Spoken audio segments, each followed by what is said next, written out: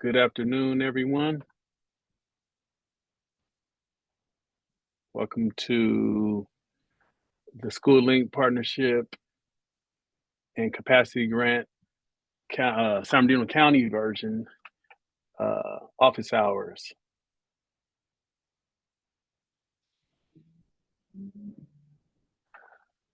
So we want to start with folks, please put in their name and their district or LEA into the chat.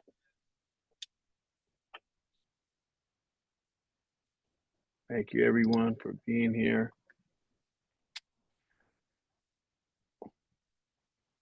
Always starting the meeting with our meeting guidelines, just so that we try our best to be as efficient as we can. We're going through today's office hours.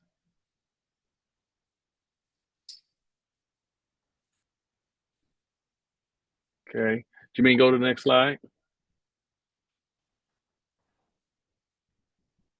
So again, our office hours are actually an opportunity for us to just update the grant participants, and then to answer any questions that you guys may have that might have come up in the last 2 weeks. And so we'll start with just some updates. Go to the next slide, Jermaine, please. So I hope everyone has received or seen that they've received the MOU. We sent them all out on Monday, this past Monday. Should have been, we sent it to the point of contact that you guys added, the list of people that you added from our survey that we sent out a couple weeks ago. And so we sent it to that person on file. And then we also made a concerted effort to also send it to the general point of contact as well as the secondary. So if you did not receive your MOU or you're unaware, please, after the meeting, send us an email and we can look into it for you. Again, the deadline for the MOU is November 14th. That also will be the date that you will be able to invoice us as well. Okay. That's the due date for the invoice for the MOUs. So we have already received a few back, as well as executed them fully on our end too. So as we are getting them, we're sending them out, sending them back to you all, getting them executed on our end, and then sending them back to you all, so you guys can have those on file for yourselves. Okay. So again, if you have questions about the MOU, put that into the chat or into the document, and then we'll answer all questions after the updates. Okay. So MOUs are out, and the deadline for the signing of those are on the 14th of November. Let's go to the next slide. So what you guys are probably working on now should be the LEA implementation plan, which is due on the 12th. Again, the November 12th date is the state date for us. So this should be turned in via Qualtrics. In the live binder, you have access to a PDF copy of it so that you can practice in it, as well as an Excel version that you can practice in, and then put it into the Qualtrics. We will be approving, and I say we, San Bernardino County Superintendent of Schools, will be approving those LEA implementation plans, and before we distribute any funding. I want to make sure to lift up this point here as people are filling out these implementation plans, understanding that 70% of the funds have to be spent, at least 70% of the funds have to be spent in the operational readiness categories. With operational readiness categories is that service delivery, billing infrastructure, Medi-Cal enrollment, and data. Okay, so the data. So the 70% of your funds that's allocated to your LEA has to be spent within that 70% operational readiness. You can spend 10% on other, 10% in collective impact, um, and 10% in uh, well, you can do 10% in all three of those other areas. The most you can do is 10%, but 70%, and just to be clear, 70% of the money has to be spent in those operational readiness. And when I'm sure there'll be some questions about what that means, but again, in those four areas of service delivery, billing infrastructure, data, and Medi-Cal enrollment, 70% of the funds have to be spent in that category. Okay, let's go to the next slide.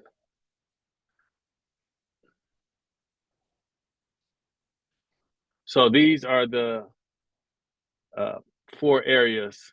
Again, when we're looking at operational readiness, there is no requirement to complete each component. So again, if LEA one, for example, only wants to put all of their money into service delivery, delivery infrastructure, and capacity building, you can spend all of your funds in that category. You don't have to go across all four. So as you are filling out the implementation plan, only fill out the areas that you plan on implementing for your LEA. So you don't have to fill out every box in every area of the implementation plan. You are only going to fill out the areas that are going to be pertinent to the work that you are going to do with the grant funds. Okay. Okay.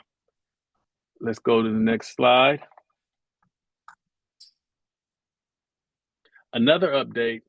So next office hour, next time that we meet, we're actually going to have a community of practice, and we are going to be having a vendor come and talk about their electronic health record, give you guys an opportunity to hear this vendor, also hear about the product that they have, so that we can get some input from you all about uh, the needs and how this could uh, go further. So we want to give an opportunity for this vendor to come and speak, and you guys ask questions about the product, their EHR. Okay, so that will be happening on our next office hour Thursday, which is October 31st, again at 2 o'clock and 2 o'clock to 3. Okay. I'm also going to show, Jameen, if you go um, to the implementation plan, I want to just go over a little bit of the implementation plan for you guys to see that before we open up for questions. So this tool here can be used by you all to kind of help uh, come up with what your anticipated deliverables would be. So these are just a bunch of different examples of things that can be used, really utilizing the funding guide that is also in the live binder, everyone, to find out what is allowable. So whatever you're trying to do in your LEA, ensuring that it aligns with the guidance from the funding guidance that is available to you in the live binder. But just again, when we're talking about that 70% operational readiness, it would be filling out these areas here. I seen a question from Sarah down earlier asking about what are the other areas, right? So go down, Jameen, some more. We don't want to get you guys sick by going too fast, but I just want you guys to see the areas. So you have collective impact. Only 10% max can be spent here. Okay. Administrative cost is the other 10%. You go, yeah, right there. And then other. Start right there, Jameen. LEA administrative costs, you can max is 10%, and then other two is that other area. Okay. So at the most 10% on each of those. You can't do 30% on LEA administrative costs or 30% on other. The max is 10% in all three of those areas. But 70% of it has to be in the operational readiness, which are these other areas that we were just looking at. So if we go up slowly, just to give an example of what are some of the things that you can have, and this document is available in the live binder for folks to help people kind of gather their thoughts on how to approach it. Let's go to service delivery. I think it's this one here. Stop right there. So again, as you're seeing, they have different priority funding activities that can happen on the left side, and then on the right side, you would fill out how you anticipate yourself delivering that. So again, hiring and contracting with eligible providers to increase school, you would just place in what you plan on doing to meet that. If this is one of the activities that you want to do as a LEA, again, you only fill out the activities that you are going to implement. If you're not going to implement it, you don't have to fill it out. Okay. On the back side of that, in the LEA allocation at the bottom tab, Jameen, the LEA allocation tab, this is where you would show that allocation, right? Where you're going to put your money, right? And so we have LEA, you have your LEA here, your allocations. This form actually looked a little different because we were giving the money out to actual LEA. So before anyone fills out this LEA allocation form, let us check with the state, because the way that it's built is not conducive to the way you guys would need to use it. Okay. So we're gonna check on that. So again, don't worry about the LEA allocation until you guys hear more from us. It'll be really about that implementation plan and budget tab. Jameen, show that one again. This form here, this is where you guys really want to spend your time. What we are going to do is next week we're going to be sending out calendar availability for the LEAs to tap in with your point of contact with Mara, Alex, or Karen, or myself to help with your implementation plan. If you feel like you want to set up some time with us to review it for 30 minutes or for an hour, we're going to be sending out calendar times for people to do that. Okay, to set up time with us, and we can look at it with you, go over it with you, or answer questions that are a little more in your context or just a little more specific to your LEA. Okay, so we'll be sending something out next week to calendar to get times out to you all, as well as we will be sending from the point of contact from our office. We'll be sending you all a copy of your baseline survey, just in case you don't have access to it or someone else filled it out, and you weren't the person that filled it out, you don't have access to it. We're going to be sending that to the general point of contact and the secondary point of contact for your LEA, for you to look at your baseline survey and use that as a tool to help you complete this as well.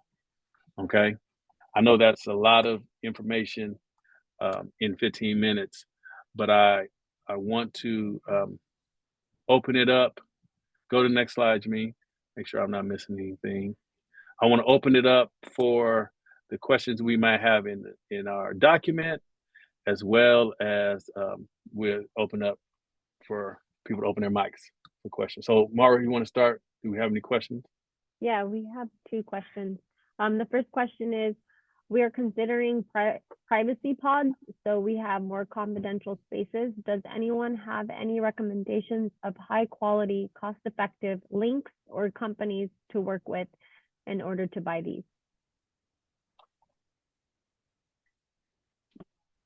And if you guys, I don't see the participants. So if you guys have hands, I'm talking to Karen, Alex, Mara, you guys see people's hands up. Let's get those folks. So that's the question to the group. Any ideas of vendors that could be utilized for privacy pods? Anyone in the room?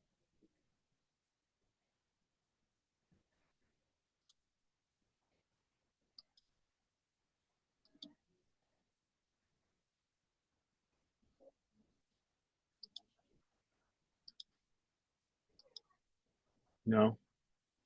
Okay. So we will do some research on that. Good question. We are looking into privacy. Okay. So if that person who, I know the questions are anonymous, you can send us an email, then we can also look into it for you as well. Okay. All right, the next question is, should we send you a draft of our plan to provide us feedback, or would you like us to submit directly to Qualtrics? So as I was just saying, we're going to be sending calendar invites for times for people to begin to get feedback on their implementation plan. So you can, if you don't have time or you don't need time to actually sit with us, absolutely, you can send us your implementation plan and we can provide feedback that way as well. If you feel like you're comfortable with what you're developing and you want to submit it to Qualtrics, again, it's going to come to us anyway. We've been meeting with different districts and LEAs, and the more that we know about your plan, uh, then we're not necessarily reading between the lines. So more contact that we can have with each other, the better. Just so that as we're reviewing the implementation plans, we're understanding the context of what you're saying. So again, feedback is, we can do it via email and asynchronously, or we can do it. We can set up some time and we can meet as well. So whatever's going to be best, we want to make sure we can support you all in the best way that you guys see fit.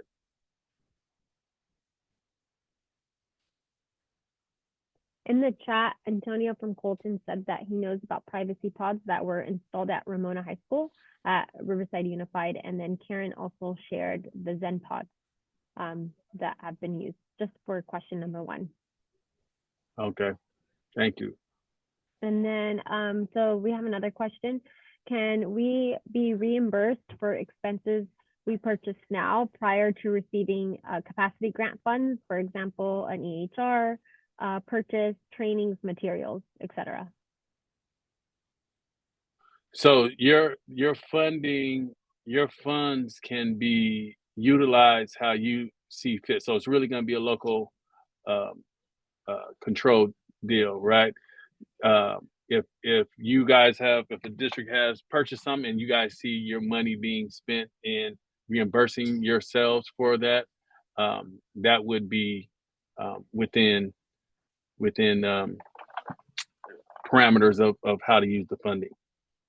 Okay, so that is a way. Again, you just want to make sure you have that in your implementation plan.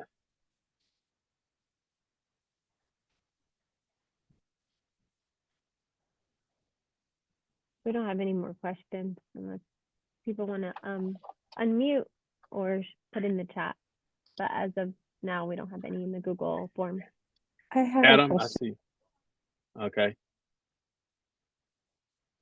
go ahead.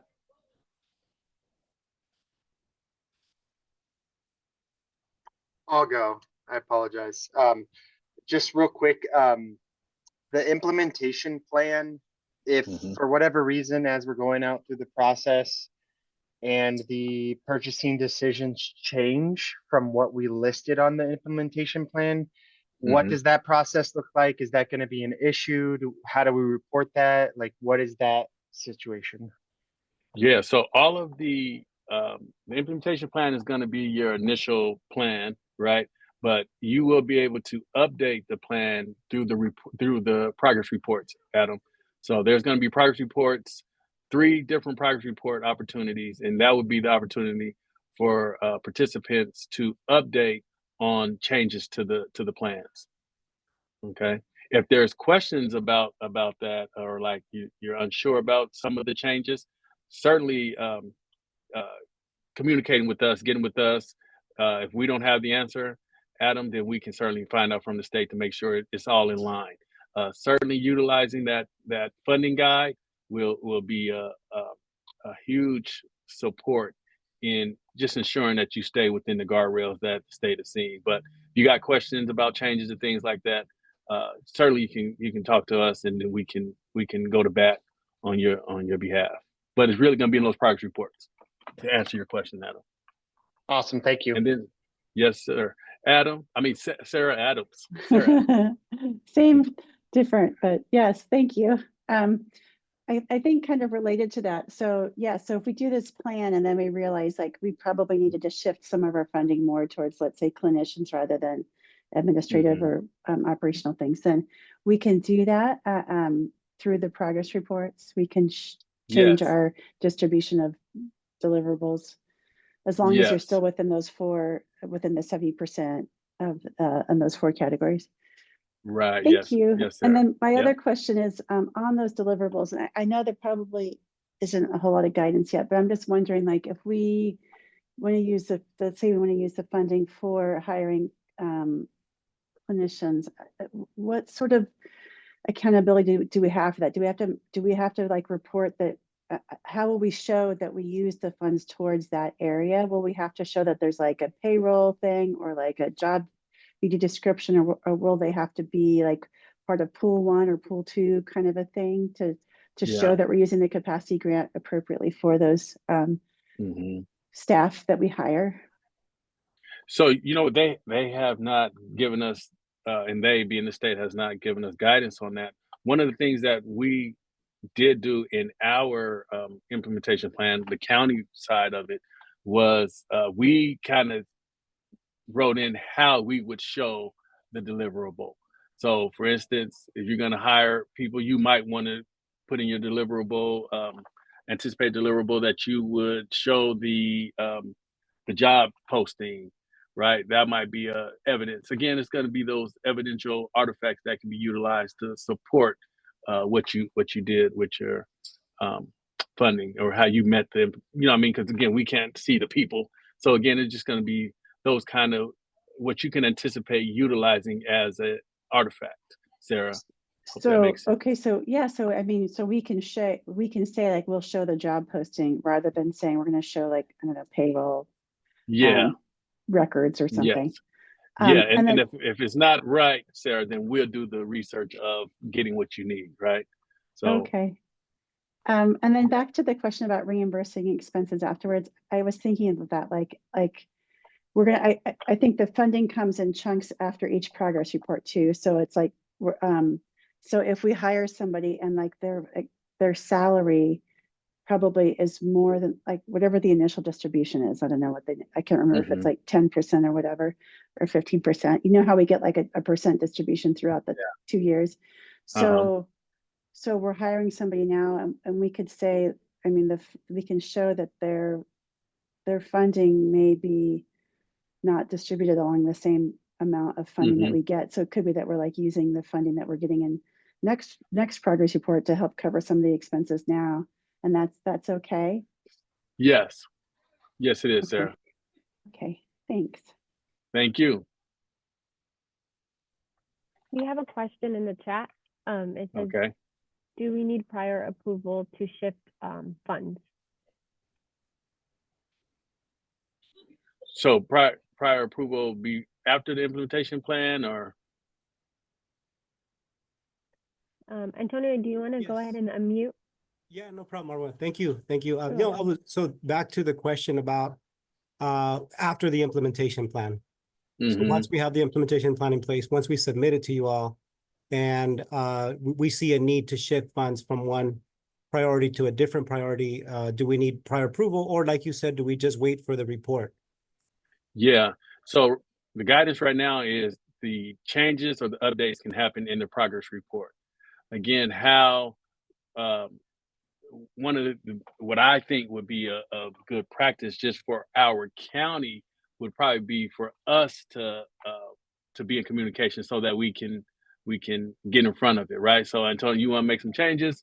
It's not going to be us to say yes or no. but I think us understanding the changes can help on the back end of getting it back to the state if there's some questions post. So I think just for our county, I think it'd be important for us to just stay communicative, right? To ensure that we get in the in front of any issues that might come, right? But ultimately, the progress report, like I was telling Adam, the progress report will really be that opportunity for you guys to update the state on the changes that you made to your implementation plan. Thank you. Okay, perfect. We have a question in the Google form. Who are the appropriate staff to attend office hours? I think right now it's really going to be those point of contacts, or their designees who they send, because it's general information, right? It's general information for you all. It's not necessarily technical information at this point, right? And so it's not necessarily where you want to already involve your therapist and all those kind of people who are going to be doing some of the work, but really who's setting up the work for your LEA. Right now, I would say that's who would be great for the office hours. Hope that's clear. If it's not, please let me know. We have another question in the chat from Cecilia. Are the progress reports that we would need to complete in the live binder? No. So we have not seen the progress reports yet, Cecilia. We haven't even seen what our progress report. So the state hasn't released that yet of what the progress reports would be looking like. And the first one is due in January of 25, right? So the first one's due in January for the work done from October to January, right? So January 31st is the first update or the first progress report, and that would be for the work done between now and January. Okay.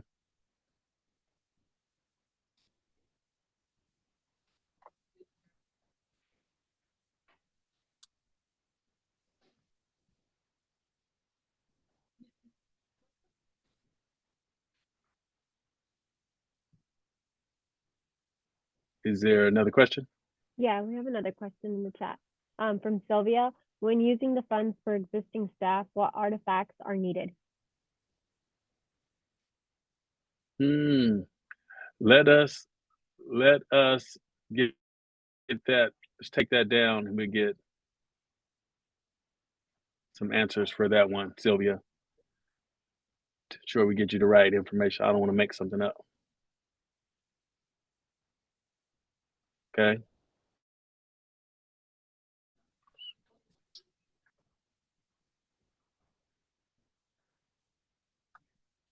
Any other questions, Marwa? No, not right now. So again, just a question to the group. As you're beginning to understand this grant program and some of the things that are being asked of you all, what are some things that you guys see need to be added to the office hours or sent to you all? What are some things that we can make sure we do on our end just to support you through the process? Is there anything right now that as you're completing the LEA implementation plan, looking at the MOU, really beginning to understand what this is about? What are there any things that you guys feel would be useful or value add to our time, this hour together, and even just in the program period? Any suggestions? Any ideas of things? Sir Adam, thank you. So I think one of the big struggles that we've been having is the crossover and how the interaction between LEA BOP and CYBHI is kind of causing some issues. And I God, I forget her name, but she works in your office and she is Rebecca Smith. yes, she's amazing. Mhm. She has been really helpful, just in a lot of clarification. So it might be super helpful in the future to have her come in and kind of address some of those things that in Mhm. that crossover with the billing practices, and what's known currently and kind of the goals moving forward and stuff. So Yeah, and that no, thanks for that, Adam. She was on the call last week, and we had a lot of questions around, or the 2 weeks ago, and we had a lot of those questions. She's out of town on at a conference this week, so we didn't get to have her. But certainly, and again, that's one of the major pieces. I was talking to some partners this morning. I was talking to Kaiser this morning, and I was telling them the importance of this process, and I say this process being the capacity grant process, really us as San Bernardino County really shoring up our Medi-Cal programs, right? Like how to make those much more efficient in our districts, right? And so that's a big um, priority for our office, for the county office, as well as Rebecca, who works from the county office, but she's actually with DACS, right? And so us really helping our LEAs, our districts in our county, really understand how to maximize those programs, the Medi-Cal programs, so that the fee schedule can actually be efficient as well. And so, Adam, I appreciate that. We'll make sure to continue to keep that conversation going. Um, Alicia, Alicia, Alicia, yeah. Alicia, I'm sorry. So, and it's kind of, I think, in the same vein, and actually I was thinking it might have just even been more of a question than future, and you might already know this, but you know, as we plan for like the administrative support for submitting the, I guess, claims for Claims. a better word, like Uh, I haven't been involved in that. This is kind of a language outside of my scope. Is how much yeah. time does that take? Is that something I should be definitely putting into this? Is that a clerk position that I need to be saying like, I Mhm. don't know how that happens. I don't know what that looks like, but maybe again, I think it's in that same scope of my language I don't speak is bill submittal Yeah. and all these Yeah. pages of 18 pages of codes. And so maybe just like an overview to know, like, do I need to be asking for a clerk for that? Because if I don't have that, I don't have the time to do that. How much time and Right. where does that fall in? And should that be, should that be Right. the more questions, more follow up on that? I'd love to hear more on that because I don't get that system. And that might just Yeah. No. Yeah. No. Certainly. I think Alicia, we as a school administrator previously, like this was all new to me too. So this isn't our jam, right? We don't usually deal with these things. So um, to channel my inner Rebecca, I would say it would be very, very important for people to consider utilizing or maybe a clerk position, someone to actually focus on this work, right? Because of the detail to reimburse, right? To get the best out of your claims, as well as to make efficient programming and systems. So again, and I say that that we're looking at not just our fee schedule, but we're looking at like Adam was saying, our LEA BOP. We're looking at the people in the pools for ESMA, right? So it's a huge pot of funding and reimbursement mechanisms that goes beyond, like I said, many people have maybe like their the special ed secretary as the person who does it, or they have assistant superintendent secretary who has this on their plate as well, and those folks might be over exhausted to actually pay the attention that could be needed. So these funds could be your capacity grant funds, could be your mechanism or your startup to building a system like that, or getting the people in the place to make your reimbursement better. Alicia, I hope that helps. So we will provide more guidance and best practice around those things. And I think our conversation in our community of practice on the 31st with the vendor that we're looking at will also help with some of that. And so we want to get you guys input and thoughts around this tool that we are considering to purchase, and then our LEAs can participate in that EHR that we are purchasing. Now, you don't have to get away from your current EHR because it can speak to your EHR as well. But again, it's a lot more of coordinating that needs to happen that school folks having to do. And so how can we make that easier? So Alicia, I appreciate that as well. So we'll be having more of that. Any other things? We do have a question in the chat. Okay, good. Are the funds ongoing, or is this a one-time allotment? So this, yeah, it is a one-time. Sorry, Mama. It is a one-time. This is really considering the money and the money that you guys are getting really as seed money to build the capacity for your LEA to one day utilize the fee schedule, right? So what is it going to be in place? What is it going to take? And what do you need to have in place to one day utilize the fee schedule as a means to reimburse for services that you guys are already doing in your districts, in your LEAs? Many of you guys are already doing, but it's really understanding, utilizing this money as a means to set yourself up for the future, rather than just looking at sustaining yourself for another year or two, right? And so we might say, oh, we have therapists, we need to pay for them, which is great, but also everyone needs to be considering, how do I sustain this beyond these 2 years? So 26, the money be gone. And so we want to make sure, that's our hope from the county office, to really support you guys in standing up this beyond 2026. So I hope that helps and answers. We don't have any questions, but some suggestions back to the question that you proposed to the group.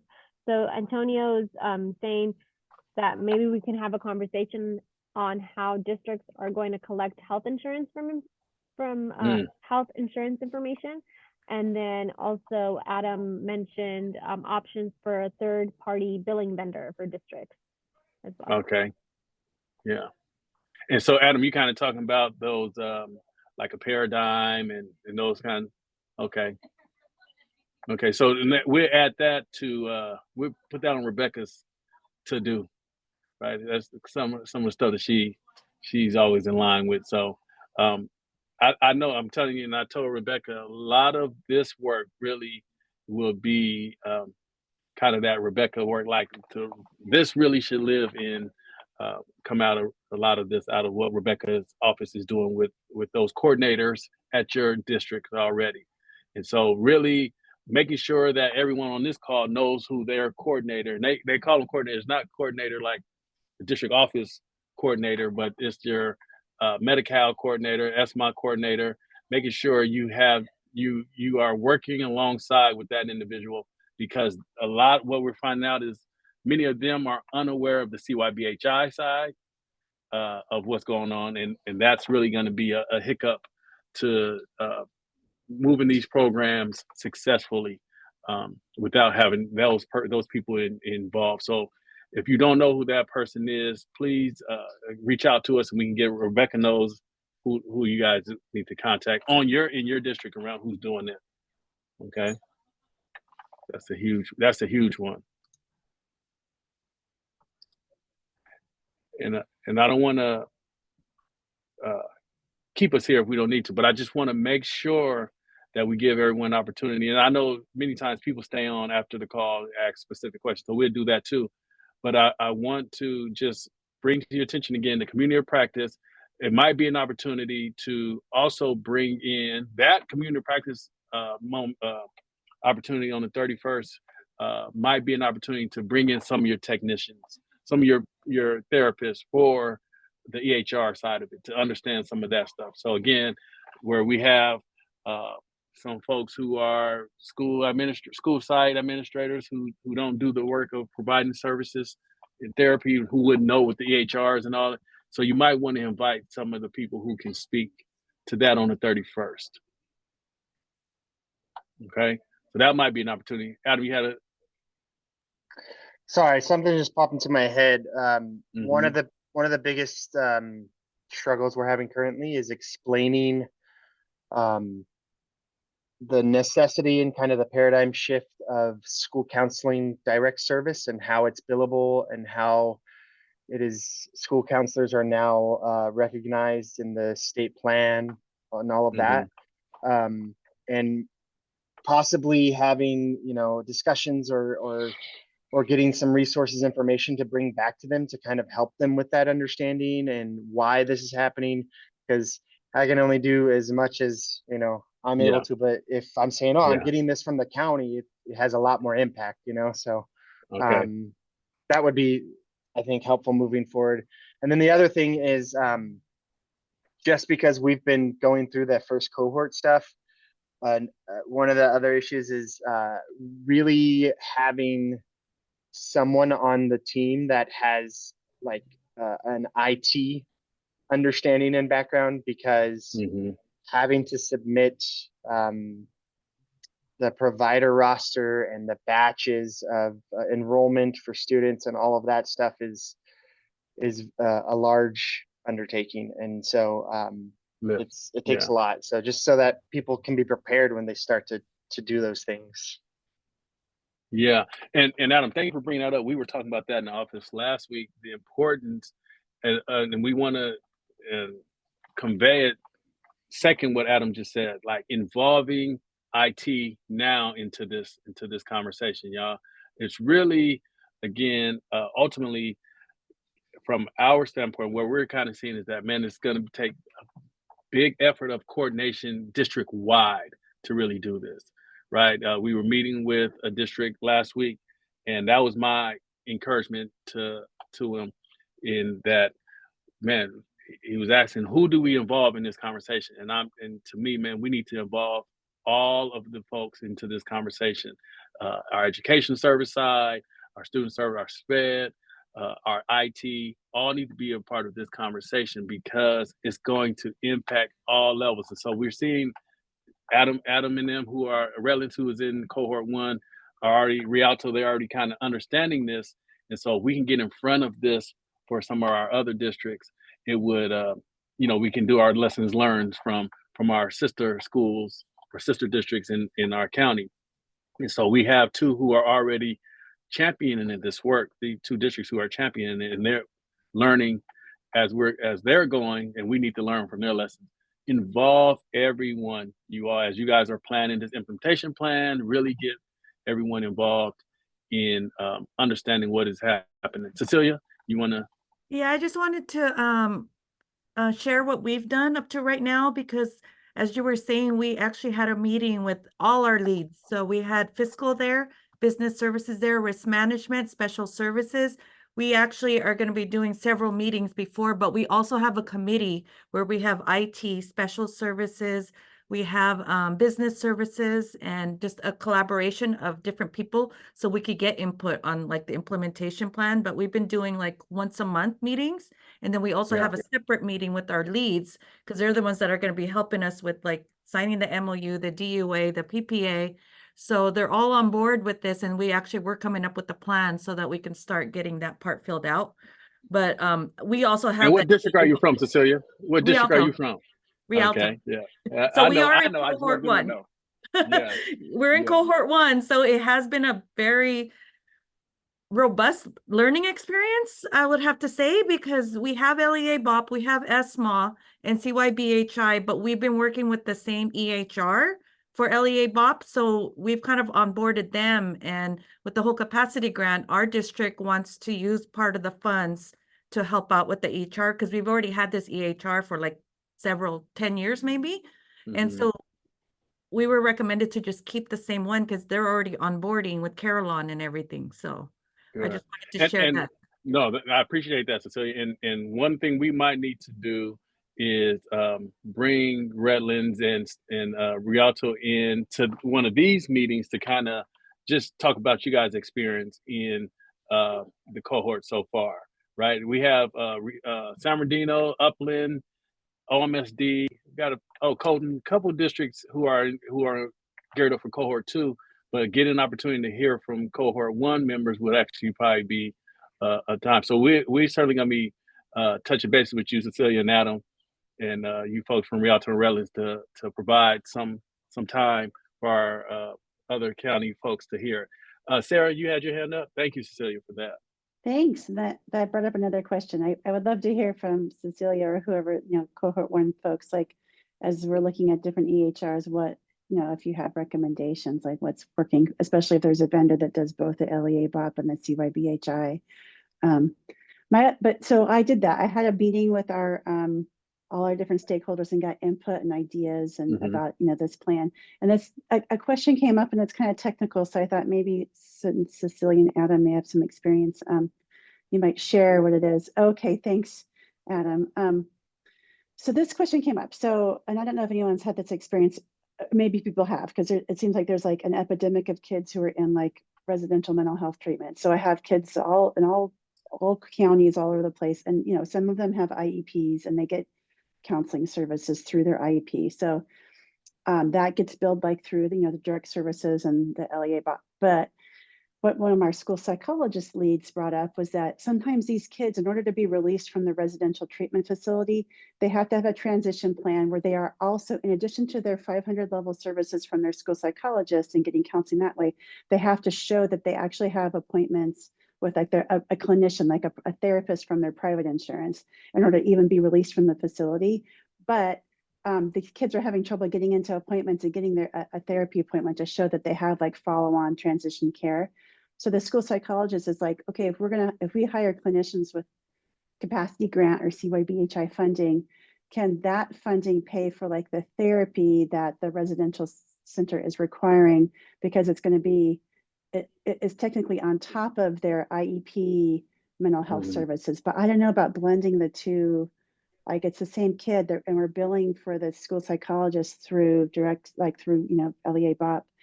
But then would we, because they also require therapy that's outside of their IEP, could that therapy be billed through capacity grant or CYBHI?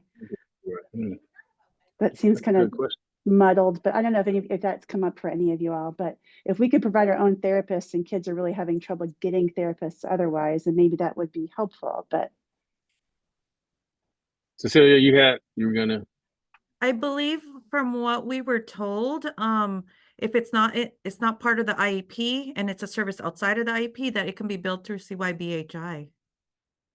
But I don't think we can do that for capacity grant because it's going to be the sustaining part of it, right?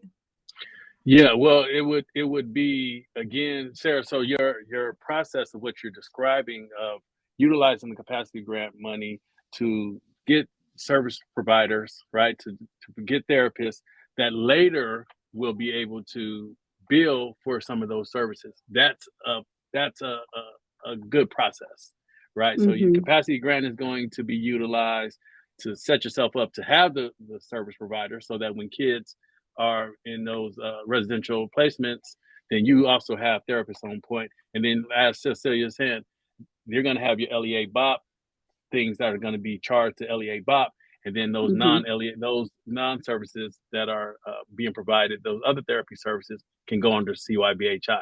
You just can't double dip them, but you can't. One student can get two different services. Okay.